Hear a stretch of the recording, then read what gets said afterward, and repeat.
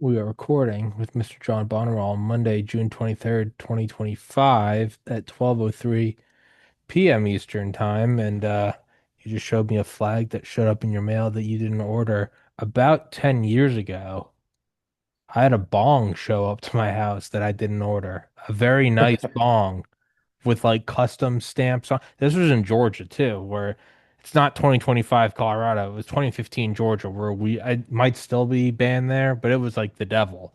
And I could never figure and it wasn't like something that you would kind of, it wasn't like a little $2 gas station glass piece. This is like this is like an $800 like six chamber single piece glass blown honeycomb. I haven't smoked in forever, but it was an incredible piece. And I remember, so me and my buddy would use it, and we just kept, we're like, eventually someone's gonna come because it was a college town. Like, eventually someone's gonna come knock on the door, and we're just gonna have to hand it over to them and be like, hey, we kept it in one piece for you. And it never happened. And I think I had it for a couple years, and then I just gave it to a friend. I was like, I don't know if it's cursed. I don't know if it's like, I don't know what it is. So that's the only time ever I had mail that wasn't for me, aside from like a bill or something, like an actual item that I kind of liked. And that's what you just showed me. Yeah. Well, yeah, they sent me a couple things that I ordered. I ordered some methylene blue from Alex, and they stuck these in there. And well, okay. I don't know what I'm going to do with them, but it's a nice thought. Yeah. Yeah. Eddie, Um, here we are. Here we are. Yeah, no, I was gonna say, and I feel like this has happened multiple times with you, where you pop into my head, I text you, and you were like, I thought you were gonna text me. There's something fucking weird going. I don't even, maybe it's not even weird. Maybe I just kind of accept it as something Well, going on. But it's happened multiple times. as I'm a student of Rudolf Steiner for Uh-huh. the last 50 years or so. I first became aware of them when I was in the eighth grade and junior high. We used to call it middle school. And what he would basically say is that we're all clairvoyant. It's just we got so many other things going on Hmm. competing for airtime. I mean, I'm of course paraphrasing, but basically, we're so caught up in our abstract, brain bound thinking that we don't really allow a lot of these things to come forward. It's like, when I was talking with Douglas, Douglas Gabriel, Dr. Douglas Gabriel, who has about 25 books out on Rudolf Steiner. He's my best buddy. And I edited his books for him, and he's my sounding board. And we were talking about it on one of the many podcasts that we've done together on over on YouTube. And I said, well, like for example, the other day, I'm just sitting there by myself at my computer, like I am on every morning, basically. And the song "Sitting on a Dock of a Bay," right, pops into my head, and I'm just sitting there. I'm thinking, and I'm not singing.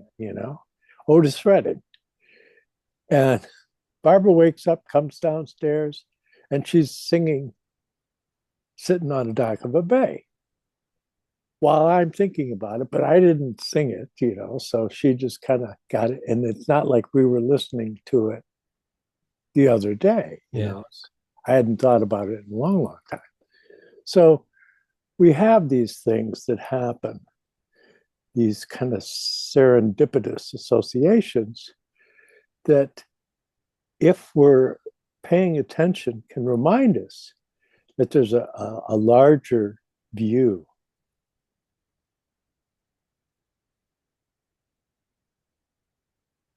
And There's a great book called Phenomena by Annie Jacobson about government funded kind of, for lack of a better phrase, blanket term woo woo in the Cold War, from telekinesis to ESP to remote view. Operation Paperclip. That's a great one. That's the first one I ever read of hers, and I've been trying to get her on my podcast for years. No success. But I've read all of her books. Well, some people can write, but they're not comfortable with this kind of a format, you know. Yeah, but then she went on Rogan, which tells me I just don't have a big enough show. And Uh, I don't get to have thick skin through this. But that book to me is one of the more interesting. But DARPA, Operation Paperclip, all those are great. But Phenomena is the most interesting to me because even if they purport that they found nothing, and is that true or is that just misdirection? Whatever. That's not as important to me. It's still important, but that's not as important to me as the fact that in the height of the Cold, it wasn't just like, a down, it wasn't like a lazy Saturday. It was a Cold War where you're throwing everything. And the implications are not World War One and World War Two, where it's marching armies. It's thermonuclear weapons raining down from orbit at Mach 30. And during that time, they went out of their way and not they didn't do this stuff lightly. I mean, these were special access programs about remote viewing, ESP, telekinesis, and the fact that it wasn't completely bunk, that there was a greater than 50% accuracy to it. I always wonder, did it really end? And I had on the guy, Dr. Dale Graff, who headed up the Stargate project, which was remote viewing for the CIA. I've had him on the show. He like lives up in the mountains, but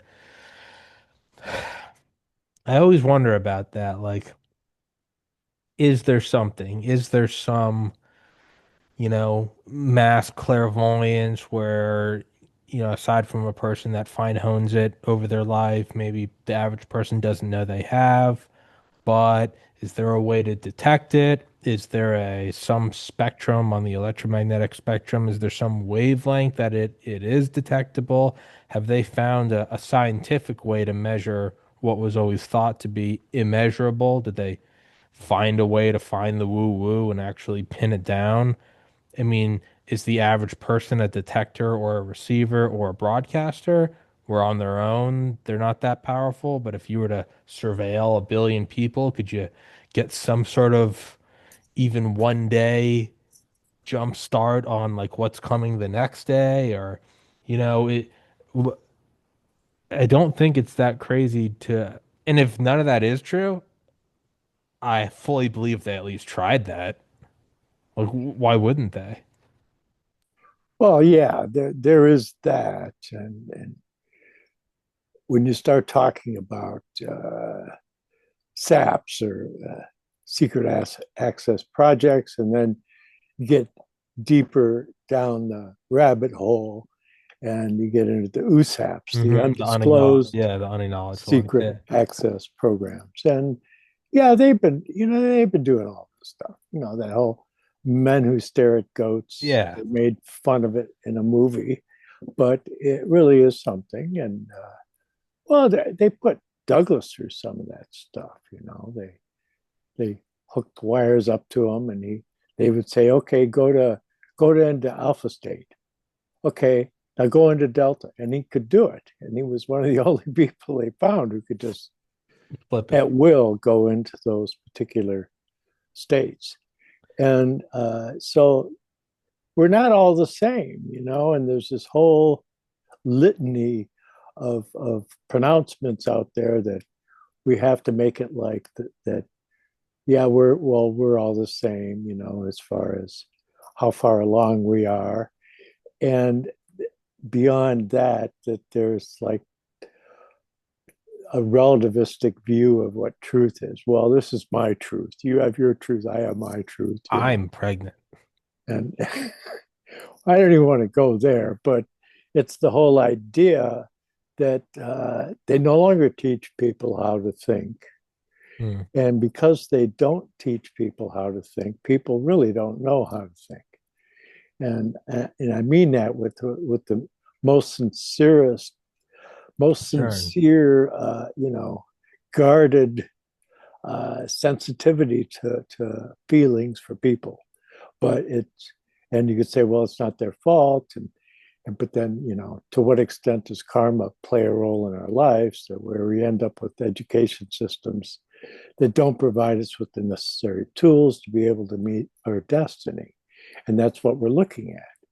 And Rudolf Steiner does talk about that, because he talks about individuals.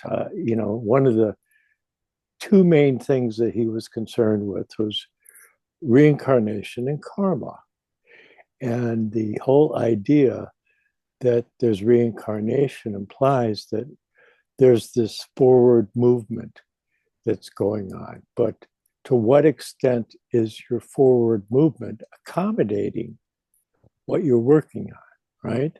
And so he talks about individuals that were quite high initiates in previous incarnations. And then when they reincarnate in a scenario where they aren't born with specific gifts, capacity, and they weren't in a educational context to where they could really benefit by tapping into these previous accomplishments.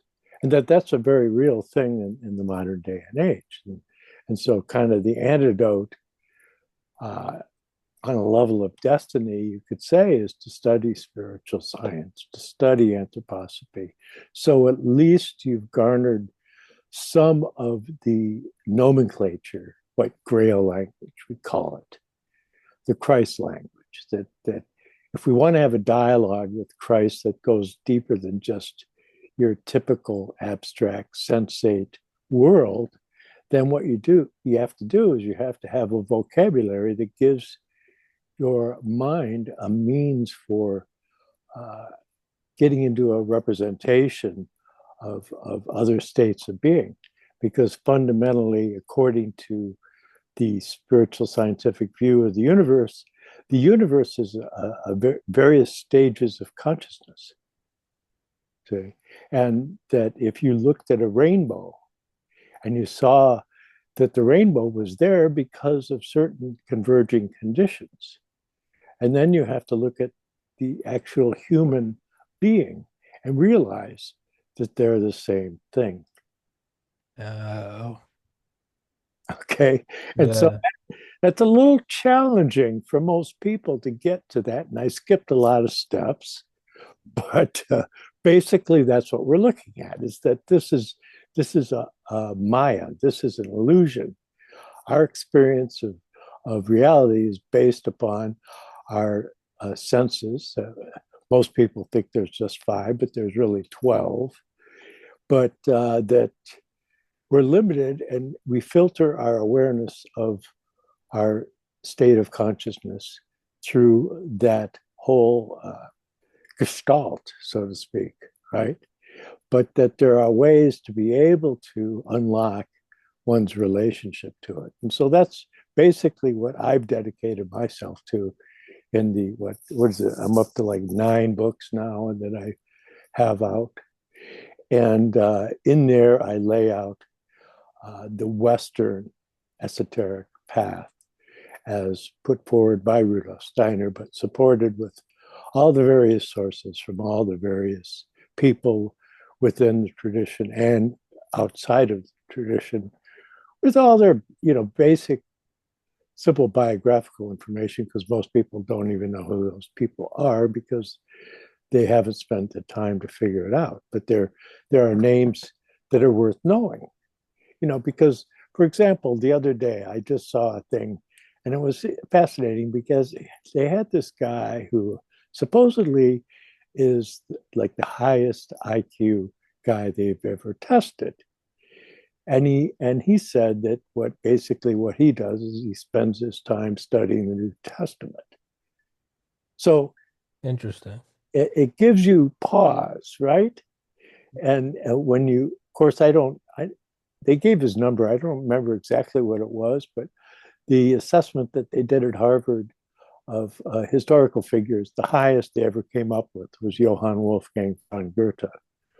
Rudolf Steiner was the editor of Goethe's scientific works, and Goethe weighs quite significantly in the work that I've done, as far as because there's so much that has to do with the principles of metamorphosis in Gertian science.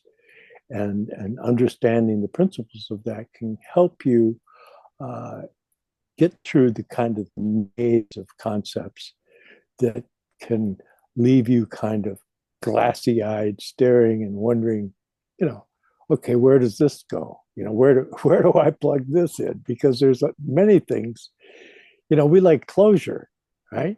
And so we're going to like experience something, and We're then gonna our figure it mind out. is going to put together something to explain it to us. So can go there, we can move on to the next thing. We like that, and but the world in its reality doesn't really lend itself to that. It And so does Rudolf not care Steiner about did closure.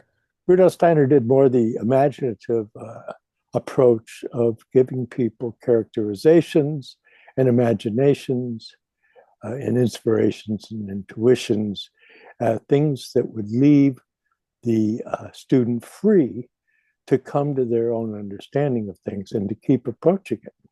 But the end result, and most people don't realize this because they haven't explored it, but when I started out seriously studying Rudolf Steiner's work, it was difficult to get his books in English at that time. But there were these little pamphlets that you get. Like there was this one, and I would read it over and over and over and over again. And likewise with a few other these small pamphlets that came out from Rudolf Steiner Press and Anthroposophic Press and various book concerns.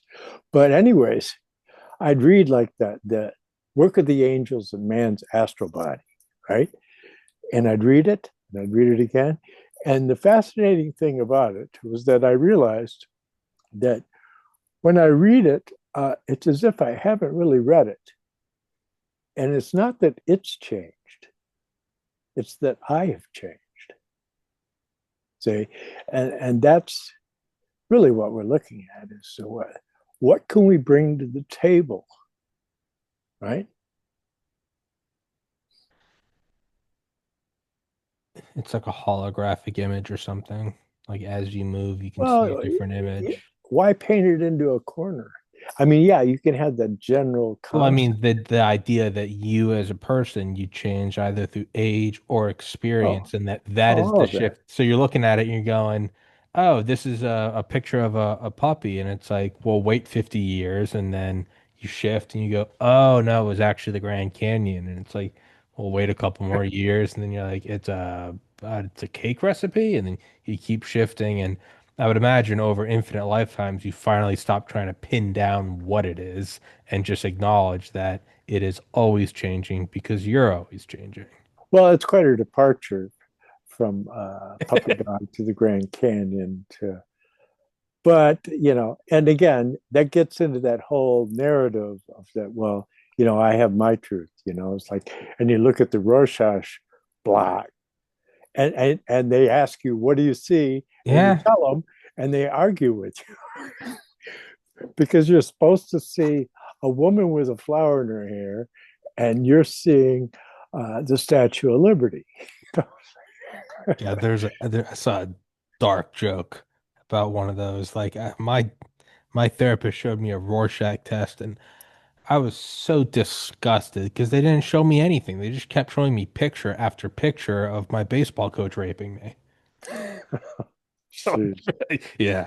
I Yeah, mean, it's I not have to remind myself you have this kind of like twisted sense of humor. listen, it's not a this it's just pedophilia, it's demons from hell.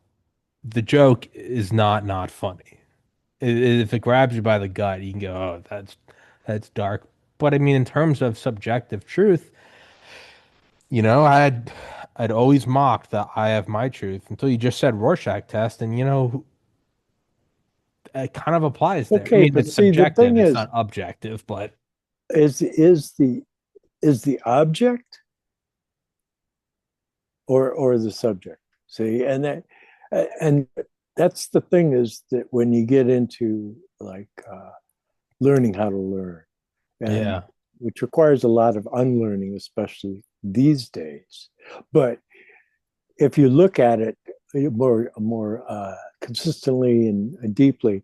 And you get into like studying the history of ideas, and you look at people like Hegel, for example. Everybody quotes Hegel, but they only quote like one sentence, because that's as far as they've dipped into him. But he's one of the most illustrious minds that has graced the Western world in the last few hundred years. And they asked him at the end of his life, well, what do you do? How do you spend your time? He said, well, uh, I study the Bible, you know. And so when you get down to it and you go, okay, like this guy who they say has the highest IQ, he says the best way you could spend your time is studying the Bible. And then you got like Hegel saying it, and you got all these people saying it. And so I think that there's something to that, and I spend a great deal of time uh, pouring into Rudolf Steiner's Christology and the significance of the mystery of Golgotha, the incarnation of Christ at the turning point of time, and what is the significance of that event. And it even gets it to where even the counter uh, narratives, the narratives that go against Christianity, are fruits of Christianity. That the very mental structures that they're using to argue about Christianity, it's just corridors that St. Thomas Aquinas went down, hundreds of years ago. Who was going down corridors that Aristotle went through, It's it's more hundreds of years ago. And so to have that kind of depth in your take on the whole thing, that's to me, I think interesting. is extremely rewarding. That's such an interesting comment. I mean, it really is, right? It's the Because Gatling, really, they don't use any language. no novelty, no Yeah, unique no stance. structures that they're Well, not it's breaking new ground. You no, know, it's the Gatling gun or the Maxim machine gun, and I mean the Gatling. I don't know how accurate it is, but apparently he was like, I'm gonna make a weapon so destructive that it'll stop war. It'll stop the industrialization of war. And it's like, well, what are you using? Well, to stop the industrialization of war, I created a very industrialized war machine. And yeah, right. it's like, yeah, I don't know if that works. It's saying I'm against gun ownership or I'm against guns, and Well, it's like no you're not. You're for the government using guns to take guns. It's not even trying to get into a gun argument. Just yeah, yeah, the same idea there of is like that. using the corridors to fight the. It's like yeah, that's not. It's not the win you think it Well, is. but again, I used to teach history. I taught a master's program in history, world history, and American history for Waldorf teachers back in the day. And I didn't do it for very long because I felt that too many of the pupils that were there didn't bring enough to the table to that and I'm sure it's a flaw on my part, but it didn't engage me enough, which was really disappointing. When you start talking about ancient Persia and you realize, well, they couldn't even find it on a map. I mean, many of these students, and now we know they're teaching remedial arithmetic in college. So it's gotten that bad. The education that uh, well, the fathers, great fathers of our country. I mean, most of those guys, geez, they could speak and read five languages, including ancient Greek and Latin, and you know, had a really broad base from which they were working.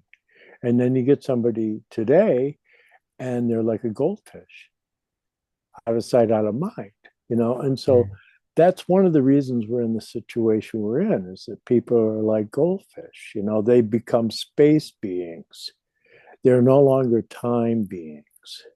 They do, and you have to be a time being to kind of avoid the reefs.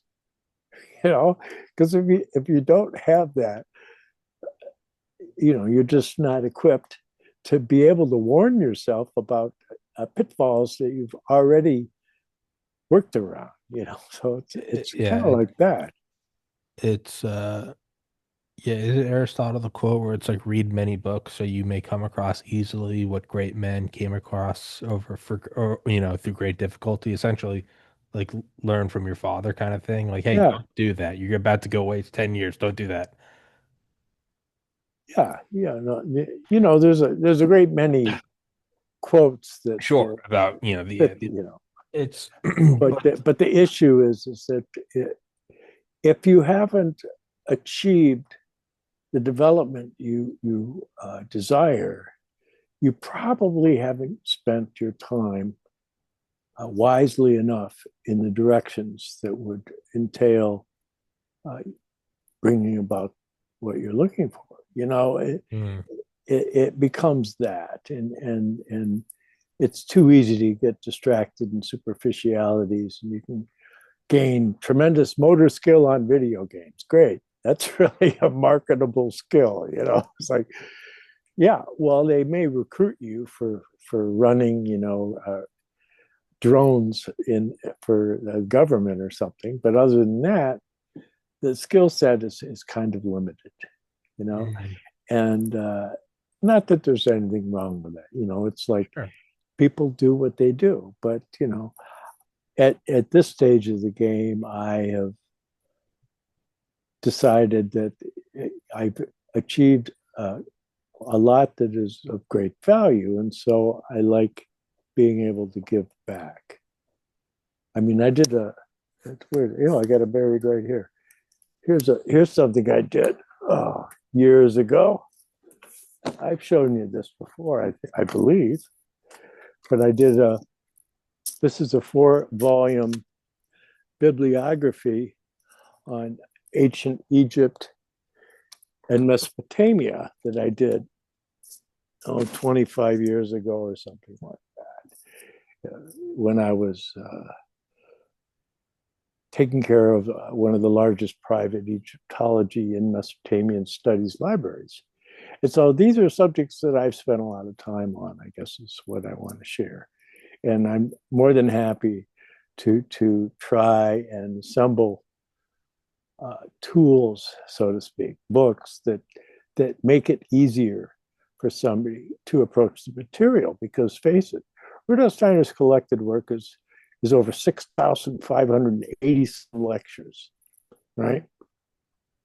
I mean, that's It's the insane. largest body of work of anybody that's that I know. If you know somebody that's got more, you know, I mean, yeah, Louis L'Amour's got 50 books, but face it, it's not the same thing.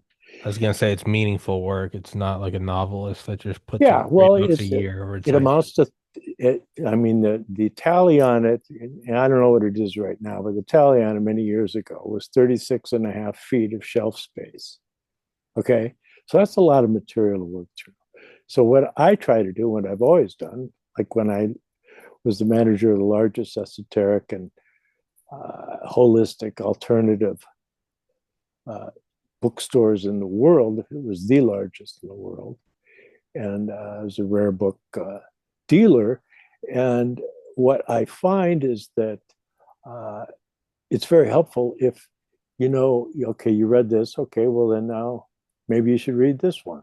And so many years of doing that have shown me that the key to unlocking an understanding of Rudolf Steiner's work is to be able to know uh, a sequence of lectures that, you know, they may be in different cities in different years and all of that, but yet they're mutually supportive because they're dealing with the same subject matter. So that's what I essentially have done is I've put together volumes that cover various facets of Rudolf Steiner's work to make it easier for somebody who's interested in the material, but you know, you don't know where to start. I mean, come on, there's 350, 60 plus books.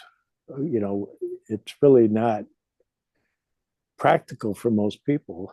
They, first of all, they probably don't even have the room to find shelf space. You know, it's like, and so, you know, because I've worked with this for so many years, you know, and I only have maybe in this house right here, maybe a third to a half of the printed material here, along with all this other stuff. There's stuff, I use these things that they're called books. They're people are not too familiar with, but and it's funny because today you go in people's houses and they don't have a library.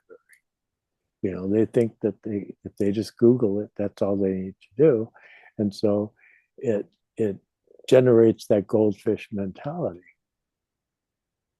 You know.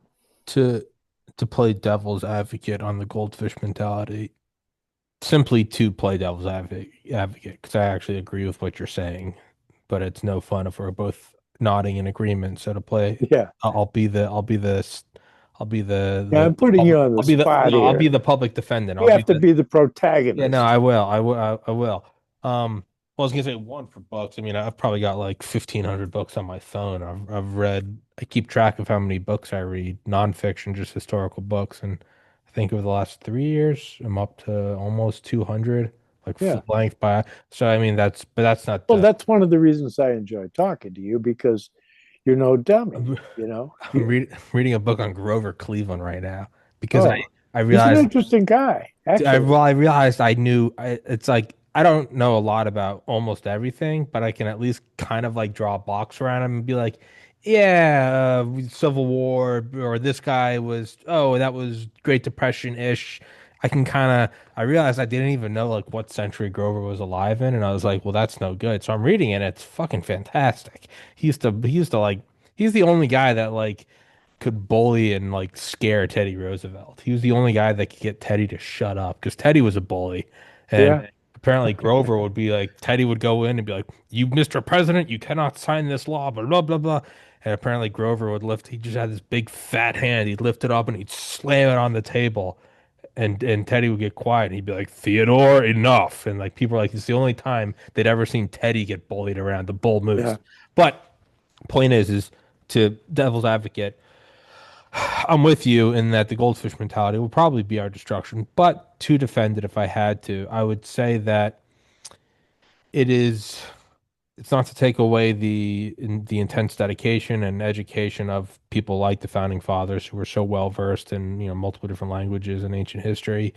It's also relatively it's easier to do that when all you have is a candle and a book. If that's all you have, then that is Sure. you'll become the best at it. The same, before iPhones, it's like, yeah, you read the back of a shampoo bottle while you're shitting. Like it's not because you wanted to be a shampoo specialist, you're just reading through it. What else are you doing? And so, although I would say the average person probably is dumber and there is responsibility and discipline of that, Well, it's don't get me also wrong. In some ways, they actually are smarter. well, You and know. this is what I want to get at is So if you were to bring one of them to the modern world, you could just take it. I mean, I look at like an average person, and if the average person can, sure, they're a goldfish, but they can maneuver this. They can pull up their phone at light speed right now. They could check real-time news, international geopolitics happening at the literal speed of light, markets and crypto and resources and oil prices and yeah, striking sure. Iran and Ukraine while doing this they're more well versed in a world of complexity that would probably intimidate to tears the Yeah, founding sure. fathers. And that's what I would say is some That's the counter image of what we're that's discussing. Yeah. now most people are if you took the goldfish today and put them back 300 years ago, they'd still be fucking goldfish. They'd just be drinking and talk like they're simple people and whatever, that's fine. But I think it's a different battle space alive right Well, now. again, and that illustrates what I was saying before about the characterization and the imaginative representation of these things, because the less you limit the possible facets of the narrative, then it leaves it open. It gives you greater freedom when you re-enter into the subject matter to come up with something that's unique to your experience, and so it's like we're just trying to really strongly discourage people trying to be very forceful with their views. It's one time there's a restaurant across from the Grutianum that it's the fantastic buildings that he had built. If he had only been known as an architect, he would be a world historic figure. But the first one was all wood, which got burned down. And then now there's the largest poured concrete building of the time, but the Grutianums. But if you look at that and you see uh, what is in store, it's not this intimidating thing like, okay, I'm shaming you because you're not studying all this stuff. No, because they asked Rudolf Steiner. They said, had you to do it over, what would you do different? He said, I would have spent more time with the arts. Hmm. And it's important if you look at like from the Neoplatonist view and Plotinus, the wonderful Neoplatonic philosopher, he talked about the good, the true, and the beautiful, and that was the pursuit. Hmm. And so you have, okay, we've talked about the true, right? And we've talked about the good somewhat, but we haven't talked that much about the beautiful, say. And that's the rub. That's that third part to the equation. That's the act of working of the logos. Okay, that in German philosophy, uh, the best philosophers, their philosophical works are poetry, but it's not really like poetry, like rhyming stanzas so much as it's we call it prosody, that it's a poetic It's a romantic prose. observation. It's like if you can't uh, display the idea beautifully, then maybe you have to go back to the drawing board and look at it more closely. That Because if something is really, really true and it really, really expresses goodness, it will also be beautiful. that is true. It's I was gonna say it was that quote of someone of like, if you can't explain it to a kid, then you don't understand it well enough. Right. That's how I always knew I was adequate at a course in college is when I could start to make little analogies under each bullet point about organic chemistry or something. I'd be like, Yeah. Sure. whatever, cell gradients. I'd be like, it's a bouncer at a bar letting in every hot chick, but not letting in any guys. They're like, oh, yeah, get it, got it, good. Like Yeah, I sure. always found when you could do, but that's like another, that's But like another. there's another side to that No, because, no, but I was gonna say I like that. I mean, I don't know if it's maybe parallel or if it's further along, but it's like, can you make it beautiful? yeah. That's But cool. but you go beyond that and you say, go to what Rudolf Steiner says. He says, well, if you're discussing a subject, that's just an indication that you really don't know the subject. Hmm. Yeah, yeah. Because Why else would you wait? I don't need it to. I have never consider once done a. discuss. I've never once done a podcast or a phone call about tying shoes. Yeah, yeah, I like that. That's so that. rather than just buy slippers, Yeah. No, there is something to can you make it beautiful? Yeah, and that's I mean, I would say even those three, I never thought about the good, the true, and the beautiful. I think that's definitely what I attempt to do. well, see, the thing is you have two fundamental viewpoints uh, philosophically. There's other ones, but they're kind of vestigial, shall we say, because you have monotheism and then you have the Trinitarian view. So in the West, you could basically say that's the two fundamental ways of looking at the world. But the problem with the monotheistic view, where you just say, well, it's just God's will, it just is what it is, because that's the way God wanted it. But when you get into the Trinitarian view, it gives you a means for looking at, that's where you get into a dialectical process of Hegel, for example, and I don't want to get too far afield because I don't, again, you never know what audience you're speaking to, but you Don't know, don't don't ever be you concerned have with the the you audience. have that whole idea of the Hegelian dialectic, Alien died. Oh, that's is that where that's from? which is actually threefold, by the way. Like, yeah, Okay, they I never call it knew that, but dialect, but ah, it's a threefold thought process. You know, and so you hear people today talking in geopolitics about problem, reaction, and solution. That's thesis, using Hegelian dialectic synthesis. in thesis, antithesis, Uh, synthesis synthesis. is one way of looking at it. And so, and that's well and good. And in the Kabbalah, you have the tree of life, and that's groups of three, right? There's the nine, and then there's the 10th, which is Malkuth, which is the kingdom. That's the earthly realm. So you have these pre conditions before the earthly realm that's present in the work of Rudolf Steiner and in other sources, esoteric sources from the East and whatnot. So that really, when it gets down to it, and I don't want to get too obscure, but I can't be honest if I don't get a little obscure, is that the Earth is considered to be the fourth planetary condition. Okay. Our present earthly realm is the fourth stage in a process of stages.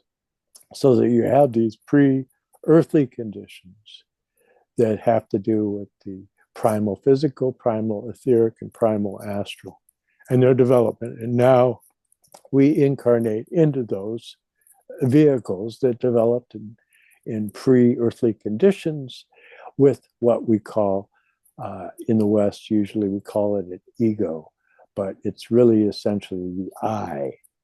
And that's the thing that you can make reference to in a way that nobody else can, because only you can call yourself I. Mm. See? And of course, if you go into German, the word I is ich, which is ICH, which is actually like the Ich bin initials of ein Jesus Berliner. Christ, Ah, right? See, and so there's a lot of material that's available for people that have an interest. I suppose I should show you some of my stuff yeah. just for a little show and tell. This is my main work, The Arcana of the Grail Angel, the spiritual science of the Holy Blood and of the Holy Grail. And that's a thorough 640 page plus tome with many, many cosmological diagrams that play into the narrative. And so that's my first book, whereas the second is The Arcana of Light on the Path, which is a working with that whole archetypal system with Mabel Collins' meditative guidebook, Light on the Path. She was a co-editor with Blavatsky of the Theosophical magazine in the early days. And here we have The Arcana of the Holy Grail. And I brought up all the names of all these people, but it takes too much time to get into explaining who they are. That's a tapestry, Mm. right? That's Burne Jones, Pre-Raphaelite. There's, of course, wonderful pictures on the back, too. I have a fondness for alchemical works that fit into the subject matter.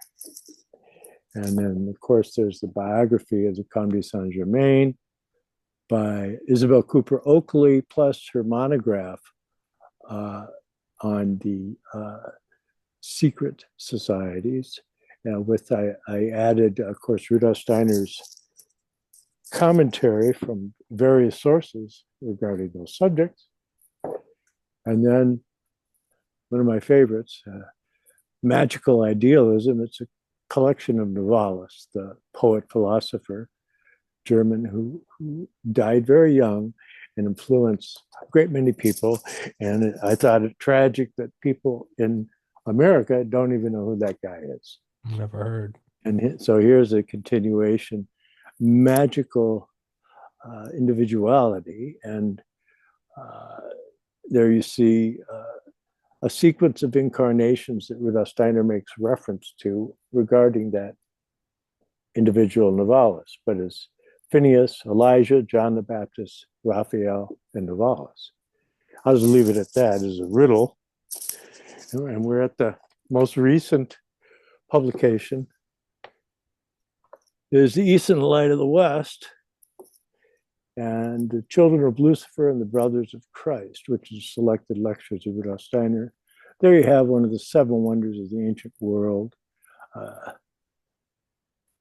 It's Phidias's statue of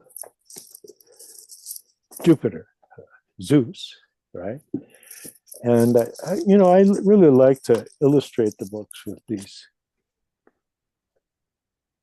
There's Dionysius, Right. with a satyr behind him. I get into all those subjects. And if you can avail yourself of the mythic traditions and the legends and the lore, it will only stand you in a very healthy way towards moving toward understanding these materials, because it's encoded in the myths, legends, and lore of our forefathers, whether we know it or not. I mean, it's even encoded in the days of the week. The week begins on Saturday, Sunday, Monday, Tuesday, Wednesday, Thursday, Friday. It goes through the whole sequence of planetary evolution: Saturn, Sun, Moon. And then Earth is a Mars and a Mercury period, and then Jupiter and Venus, and Vulcan gets left off. But all this is explained in depth in my material. But there's that, I mean, there's always more. But I thought I'd be amiss if I didn't at least point out what I've been doing. I think I've said before, I wish you would narrate them. Narrate them? Yeah, narrate your works. Oh, you mean like record them? Like an audiobook. I mean, it's Oh. my Well, favorite. I've toyed with the idea, and actually, because I've spent so much time creating them, it's pulled me away from my own channel where I had a great many podcasts that I'd done over the years, and with numerous different people. And so yeah, I'm looking at that idea, and I think that it would be helpful. Like, for example, the book on Rosicrucian Theosophy. Well, 80% of that book is previously unpublished in English, and it deals with some early lectures that Rudolf Steiner gave on Rosicrucianism that hasn't been available in English. And so, there's things like that I think are worth doing. And also fresh translations of Rudolf Steiner's materials can give you a different vantage point. And the way in which I edited the materials so that the terminology, I brought it together, because sometimes he'll be referring to a topic and he'll use a term to explain it within cycles, like the fifth post-Atlantean period. And then they call it, the fifth post-Atlantean epoch. And then they call it, and they have all these names. So you're never, unless you really know what you're doing, you're not quite sure exactly which cycle, the longer one or the shorter 2,160 year cycle, or the one that's 7 times longer, or, what are we getting at, you see? And so all that kind of workings can be very helpful when studying Rudolf Steiner's material and other subjects, because once you get that under your belt, you can go back and Rudolf Steiner shows you how to reapproach the mythic content of the ancient Europeans and ancient Middle Easterns and all the various world cultures, but to have an understanding because you have the backdrop of the esoteric content, and that's invaluable. Mm. And that if you do that, if you do learn those myths and legends, that it will give you the tendency to reincarnate into a situation to where you will have the faculty to sort it all out. So that's an added bonus. I'm more and more convinced of reincarnation, if not for the reason that I definitely need some more time. Like Yeah, it's like, what without reincarnation, it, what is the well, I point? was gonna say it's not even like some, although there is that there's it's not even some existential like, oh, I want to keep going, I want to live. No, not even that. I look at it like, I have friends that have like started podcasts and after like 3, 4 months, like, yeah, it's just not really working. And I'm like, dude, you gotta slave away at it. I mean, I'm 5.5 years and I'm very like aware now. I'm like, oh, I'm maybe halfway through getting it to where I even like respect it. It's just like if I want to do the job right, I need more time. And more I look at reincarnation primarily as like, hey, we got to push this back and we got to push the release of the movie back another month. We have post-production work to do. I'm just Yeah, like, right, I've done all right. of this. I have all of these experiences. I'm like, I need several lifetimes if I want this to be like a meaningful investment of conscious time. Well, yeah, it's like if you're a musician and then you're confronted with Mozart. I mean, what Yeah, in well, the world are you supposed to do? well, Guy's years old and he's writing. yeah, but see, I look at that, and maybe it's my own just defense mechanism. I go, he's on his ninth incarnation. That's bullshit. He did Well, no, but and that really is what plays into came it. out of the gate swinging. Came out of the gates, and he was all ready to do it, and It's he was. And if you look at, it's interesting because if you go into there's a collection called Conversations with Eckermann, and Eckermann was Johann Wolfgang von Goethe's personal secretary, and there's all these conversations, and they may be just a part of a page or a few pages long, just these short anecdotal stories about him. And but Goethe said, "Here, let me show you something," and he pulls out, and he has original sheet music, the original piece of paper that Mozart wrote one of his pieces on, and he says, "Look at this," and it was like perfect, just like he transcribed it down. There's no corrections, oh, just it just rolls out. He says, "Now look at this," and he pulls out this sheet of music, and it's got coffee stains on it and stuff scribbled out and things written, corrections above, uh, and he says that's Beethoven. And so you can gain a really strong picture of the creative process and the difference between sure. the two, the the Promethean Beethoven, struggling, fighting with eternity, whereas like Mozart's like just, like an angel I came down, he's like Maybe he's just he's maybe just some people are just that he's much. transcribing the music of the spheres. And not that Beethoven isn't, but he has his own opinion about what Yeah, he thinks it's supposed to take no. place. Mozart's that guy that memorizes the Scantron right before the test. He comes right into the test and just starts A B B B B B, and you're like, that guy's not even reading. He's cheating. Well, yeah, because like there's a story of Mozart and he's with his father, and his father takes him to go hear this piece of music in the cathedral, and you're not supposed to like copy it down or anything. It's a very exclusive presentation. And Mozart goes home after hearing it one time and plays the whole thing. Yeah. You know, so what is that? Yeah, no, he's the best. Not to end this abruptly, I lost track of time. I have another show in two Yeah, minutes. We no, gotta it's wrap this time. up. No, It's that time. I love that. Oh yeah, how do you make sense that you don't? He's just. But to me, that's all the more reason for reincarnation. I'm like, I want to be that good. Um, Yeah, well, like the comedy Saint Germain, writing a letter with two hands at the same yeah, time, and then you can put them over the other one, and they superimpose perfectly.